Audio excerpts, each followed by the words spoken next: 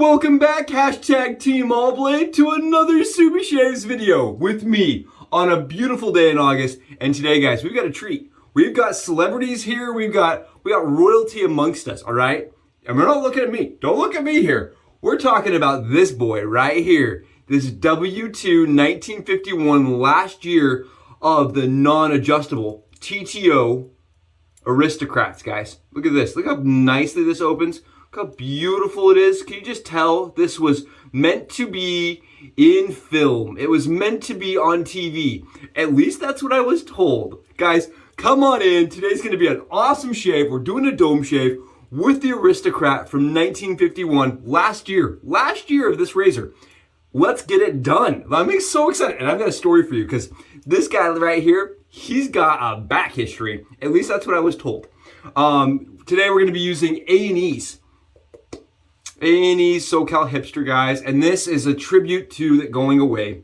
The label that I fell in love with, guys, right here, the tattooed goat man with the babe. The tattooed goat man with the girl on the cover is going away. We're going to a more, like, I don't know, tribal style with a skull on the front of it. And that's fine. The soap's not changing, just the art is. And the soap's really nice, guys. It's a very tropical smell to me. It smells very fruity. It smells like walking around in a farmer's market in California to me. You got like some woody notes that are back behind banana and maybe mango. It's kind of like this really sweet smell. It's very, very nice. I think it's very summery and it's strong. And while I'm lathering this guy's up, I get like almost like a juicy fruit smell, like kind of like bubble gum almost. I like a really sweet, juicy fruit. And it goes outside of my bathroom. Like you can smell it down the hallway. Very nice scent from A&E. I really like this one. And this also is going to be on top of the same splash, guys. Same splash. The SoCal Hipster splash is, again, very strong. You don't need a lot of it. You open it up and it's like, hello, I smell like banana. I smell like a pineapple. I have a little mango in me. And it's nice. It's very nice, guys. I like this scent from A&E. And I know I forgot to mention it yesterday. So today, we are using, again, Cullen ever-ready brush that he has restored for me. This is using a Boar knot, guys, and I am a huge fan of Boar. I've said it here before many times. It is a cruelty-free product that doesn't generate plastic in order to create it. And it absolutely, for me, with Cullen's extra help, this guy, it generates a lather, guys. Let me tell you, it is a lather monster. And this is in my asymmetric pottery, or my symmetric pottery bowl. I call it asymmetric pottery bowl, but it's symmetric pottery that makes the bowl. And this was actually given to me by my buddy Jeremy. And I love this bowl for anything I'm doing as far as head shaving going, body shaving going. It's a really big bowl, and I just get great lather out of it. I don't talk about soap very often, guys. You know me, I don't like talking a lot about soap, but I get really good lather with that bowl. That bowl is awesome for me. All right, let's talk about this and let's get the shave started. I know you guys have been really, really good for waiting and hanging out, and you just want me to get the shave going. I want to use this one. Yee! Let's use the coconut mango Cremo, guys. I wasn't all the way prepared for the dome shave as a pre-shave, guys. And because I just got some more mango, some more citrusy mango, or not fruity mango, not citrusy, more fruity mango to it. And it's just gonna be a really sweet shave today, really sweet. No pun intended, shave today. And a sweet Subi shave. Oh, son, who's bringing it? Today I wanted to give you guys a quick comparison. I have a president as well as the Aristocrat, and I just want to give you some side-by-sides. These are almost identical. You can tell that the knurling down here is a little bit different. Other than that, and the finish, right, they're very similar. But I find the president to have a little bit more gap as far as where the blade sits. I don't know why. Maybe it's because my bar has worn differently. Could have a slight bend to it. Who knows? This could have the slight bend to it. I have no idea. I just know I get a little bit more gap out of this razor than I do this razor. So the Aristocrat comes across as being a little bit more mild for me and a little bit less efficient than the president. That's just me, and it could be, again, how the razor's aged, because I know that they are theoretically designed on the same concept. It also could be the way that the safety bar is shaped in the bottom, the way it's pressed. I'm not entirely positive, guys. The history behind the Aristocrat's incredible. It's the longest running razor that Gillette ever made was the Aristocrat, and they put Aristocrat on everything, right? You go all the way back to like the 1909 first line of history, and you can find an Aristocrat in that line. They did Aristocrats in everything. And even all the way up to the Black Beauty, there was an Aristocrat Black Beauty. It was kind of their premium thing. And this one for me is awesome because it's the last of that non-adjustable TTO styled adjustable, or TTO Aristocrat. Kind of cool, kind of interesting. On top of that, guys, it was sold to me as being a famous razor. All right, we're gonna be using super iridiums while we talk, guys. I'm just gonna start getting the blades ready. I'm gonna only be using one side because it's a dome shave. So you know me, I like to take my blades like this, take them out of the package, and I like to trim the wings, guys, because I don't like when I have wings hanging out of these razors. It bothers me, and I hate hitting my ear on the wings. It does not take a lot of energy or effort to do this. I'm gonna show you guys what that looks like. That's how much I remove from the sides. It takes 2.5 seconds with scissors. The Subi skizzes, and then we're going to be doing a Subi sandwich, right? The Subi blade sandwich. Guys, I didn't invent this. I just titled it the Subi sandwich because I think it's funny. But this has been a technique that's been designed and done for long before me. And it helps give your blades a little bit more rigidity when you stack them like this. Gives them a little more rigidity. Doesn't really increase, it maybe makes the efficiency a little bit more because you're not getting as much chatter. But the reduction in chatter, what it really does is it helps provide a more smooth shave with less irritation for me on my skin, on my head, where there's lots of coarse stubble. And what I like to do is I just take my TTO razor like this, our famous boy right here, and we just open it up and we slam the blade right in there. And I was told by a lot of people, and I read on a lot of forums, that this was not something that could be or should be done. I really like it like this, and I've never had a problem. All my razors operate like they should. They close tight even when there's only half a blade loaded, guys. And I'm going to show you guys what that looks like. Just don't want things flying out. There you guys go. Half the blade, only half the side loaded, and you can do this with 1 or 2 blades stacked. And just make sure everything is tight, flush, snug while you're doing it. And there we go. Yeah, the precedent for me just has a little bit more gap, it looks like. I don't know why. The angle of the blade, the way it comes out with this and the precedent are just a little bit different, but you guys can see, here's the blade gap. Trying to get in focus for you guys.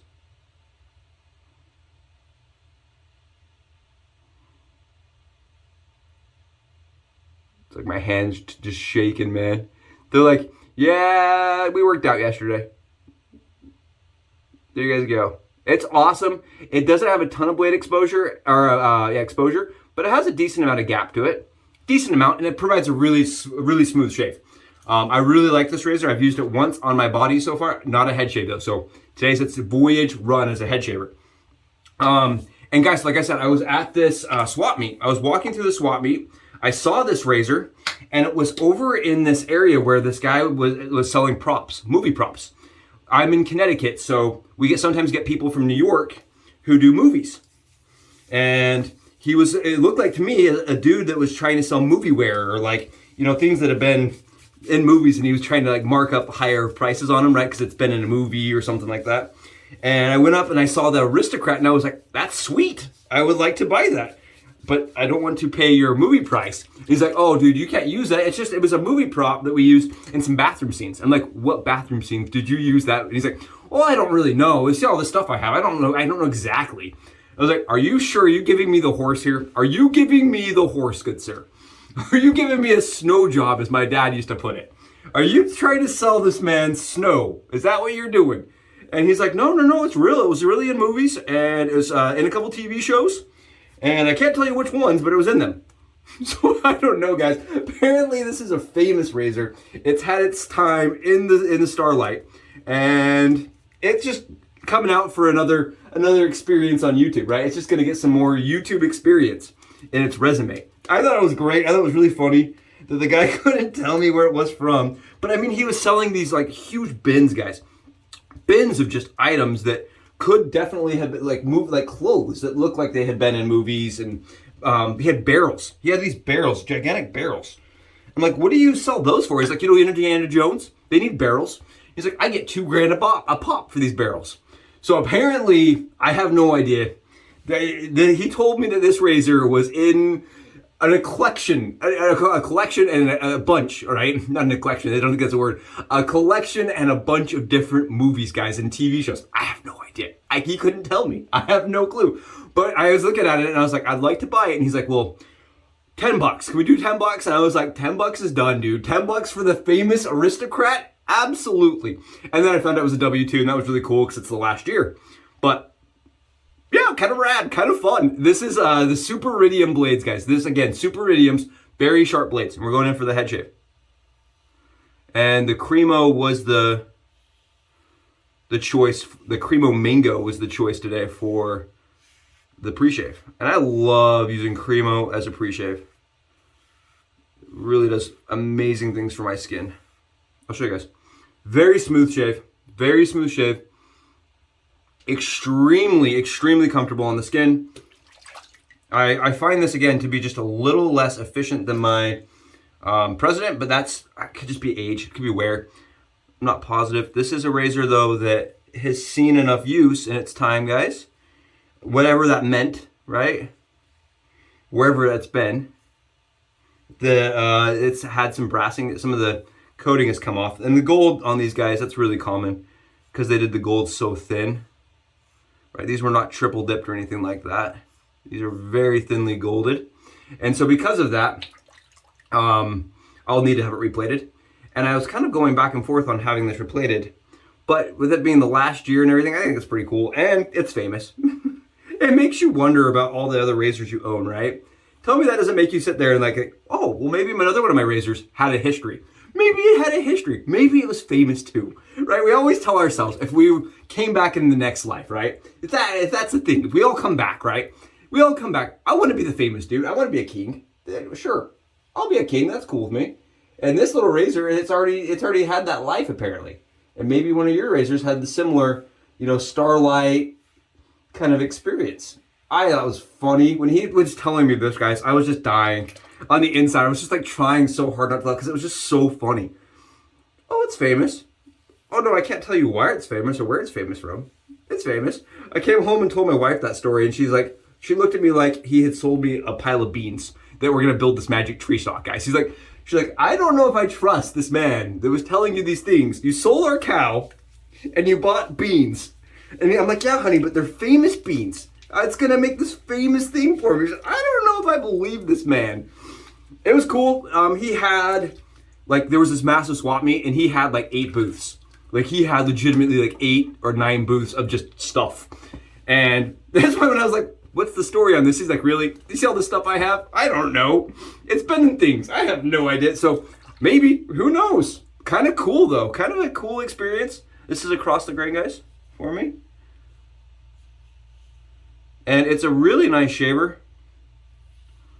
And I want to just quickly give you guys a shout out. Thank you all for being here. I really appreciate all of you for sticking through and coming for the shaves. Those single-sided TTO shaves and things like that, guys. I really appreciate you. Hopefully you're enjoying the content. I wanted to do a shout out for Darkside, who put us up to 298 yesterday, guys. We are at 298 right now. We are super close to the 300 marker, so thank you, Darkside, for joining the army. Coming on in to, as I put it once, the Josh Squad. I have also heard it referred to as the Razor Rebel Squad. Razor Rebel. How about the Razor Renegades, guys? What do you think of that? It could be our team jersey, Razor Renegades. And I didn't come up with that. That was IMCDB. Razor Renegades. No wonder that guy has a channel that's so successful. He comes up with awesome names. Razor Renegades. I was like, yeah. I want to be the Razor Renegade. That sounds amazing. I'll make shirts. Makes me sound like a freaking superhero of shaving. Okay, guys, this is no effort. I am just putting a little bit of pressure, just a tiny bit. And the Wizamets are doing the rest. Let me show you guys how this looks. Look at all that stubble coming off my head. 24 hours of growth, guys. Sorry, my morning's turning on. Absolutely monster mode with this razor. Monster. And it's just so nice and smooth and easy to operate. You can really see why this was so effective during that era. And a W-2, man, that's cool. I didn't know it was the last year until this morning. I looked it up and I'm like, that's cool. I did not know that they made that in the W-2 series. It was the last time for this type of razor.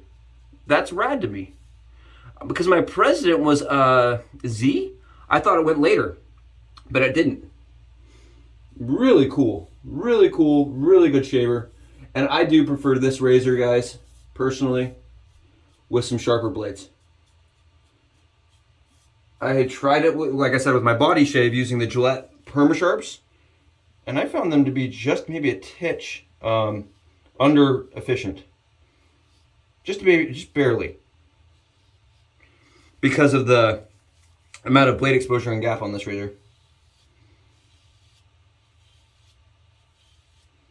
You see, I'm having to do a little bit more cleanup than usual, and that's just because I'm being really picky. And I'm really enjoying the soap. And again, I think it's sad. I really like this soap label. I like the goat. I don't know why. The goat for me is just like this weird thing, right? I like the goat. It makes me happy.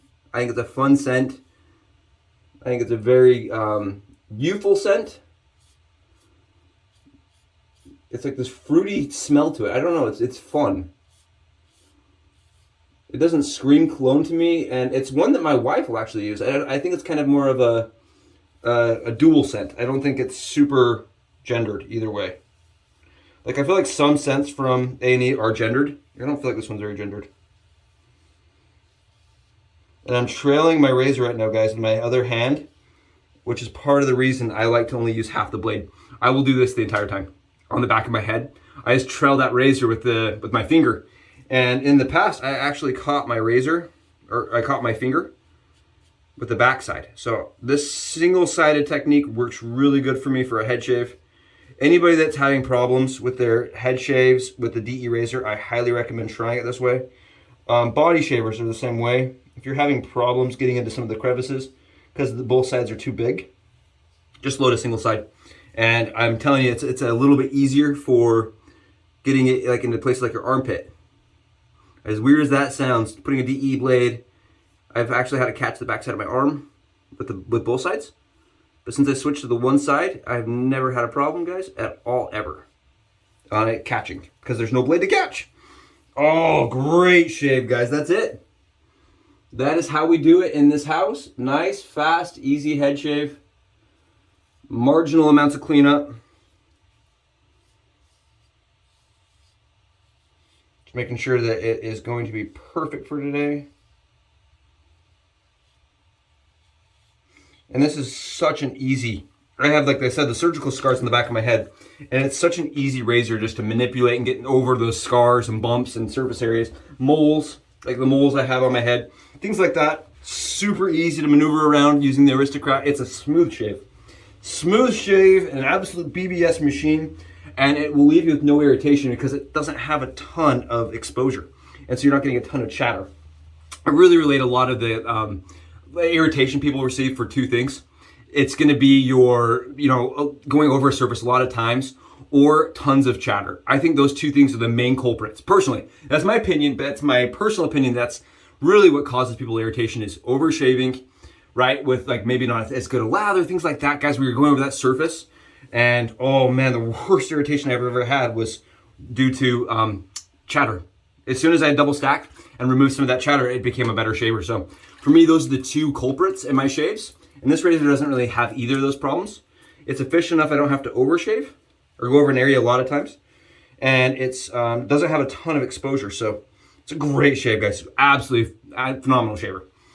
For something that's 60 years old too, which is really cool, right? That's awesome. What a cool shave. What an awesome shave. Thank you for being here for it today, guys. Awesome head shave. Hopefully this gives you a little more confidence that if you have one, your grandfather passed you one down, that you can do something like a head and get an awesome, comfortable BBS shave with it. And that doesn't just have to be for the movies. It doesn't just have to be for the movies. Speaking of, just kind of having a discussion, an open discussion, I was talking with my buddy, and guys, this is a splash, about what defines comfort for a shave, guys. And I think I would like to talk about it tomorrow. So come on back tomorrow if you want to hear my thoughts on what makes things more comfortable. And kind of how you can start looking at your shave, like as far as the razor itself. what makes your razor itself as a comfortable shaver. We had a really good, interesting conversation. I'm still kind of taking it in, ingesting it. So tomorrow should be really interesting. Hopefully I can bring some cool discussion forward. Oh, the splash feels so good, guys. Thank you so much for being here. We're going to 300 and you guys are helping. You guys are getting us there. So thank you for being a part of this. You guys rock. I will talk to you guys tomorrow. Bye.